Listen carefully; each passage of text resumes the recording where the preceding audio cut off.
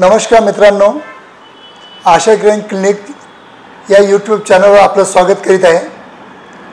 मित्रांनो, आजचा जो आपला विषय आहे तो मला बरीच पेशंट विचारतात की डॉक्टर साहेब, माझी मिसेस व्हर्जिन आहे का, तिचं लग्नाच्या अगोदर कुठे इंटरकोर्स झालेला आहे का, किंवा विवाहापूर्वी तिचे कुठे संबंध होते का, हे कसं ओळखावं, याच विषयावर आज आपण थोडक्यात माहिती घेऊया।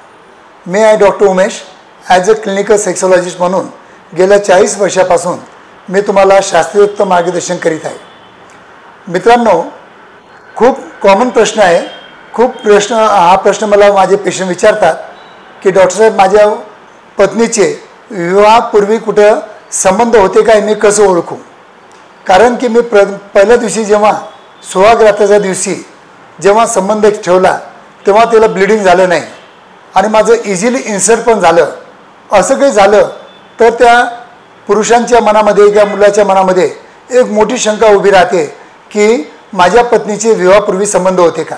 मित्रांनो, एका स्टडीद्वारे असं आढळून आलेलं आहे की प्रत्येक वेळी पहिल्या सेक्सच्या वेळेस स्त्रियांना ब्लिडिंग होणं हे गरजेचं नसतं। हे WHO ने पण डिक्लेअर केलेलं आहे। कारण की जे हायमेन म्हणजे एक पडदा असतो, त्याला आम्ही हायमेन म्हणतो, तो रप्चर होण्यासाठी इतर काही कारणं असू शकतात। जसं काही स्पोर्ट ॲक्टिव्हिटी असली किंवा खूप जास्त URI खोकला वगैरे असला त्याच्यामध्ये पण रप्चर होऊ शकतं, किंवा जास्त फोर्सफुली काही काम केले, काही वजन उचललं त्याच्यामध्ये पण तो योनी मार्गचा जो पडदा असतो तो रप्चर होऊ शकतो। तर हे काही सायंटिफिक होऊ शकत नाही की तिला ब्लिडिंग झालं नाही म्हणून ती म्हणजे व्हर्जिन आहे, असं काही होऊ शकत नाही। पण मित्रांनो, काही लोकांच्या मनामध्ये पक्कं बसलेलं असतं की पहिल्या दिवशी पहिल्या रात्री संभोग केल्यानंतर माझ्या पत्नीला ब्लिडिंग झालंच पाहिजे तरच मी त्याला व्हर्जिन समजेल, नाही तर समजणार नाही। हे अत्यंत चुकीचं आहे आणि मिसकन्सेप्शन आहे। कारण की दुनियामध्ये आजपर्यंत अशी एकही टेस्ट तयार नाही की ज्यामुळं आपण ओळखू शकतो की स्त्रियांमध्ये किंवा पुरुषामध्ये यांचे विवाहापूर्वी संबंध होते का नव्हते। हे फक्त ट्रस्टच्या भरोशावर काम चालतं। जर तुमच्या पार्टनरवर ट्रस्ट असेल त्याला महत्त्व द्या।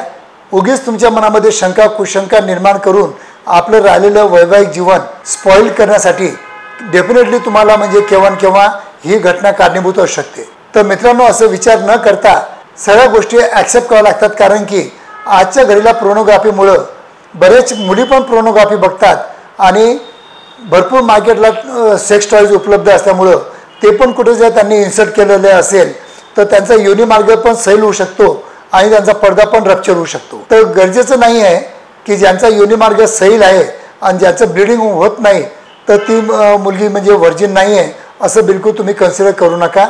धन्यवाद मित्रांनो।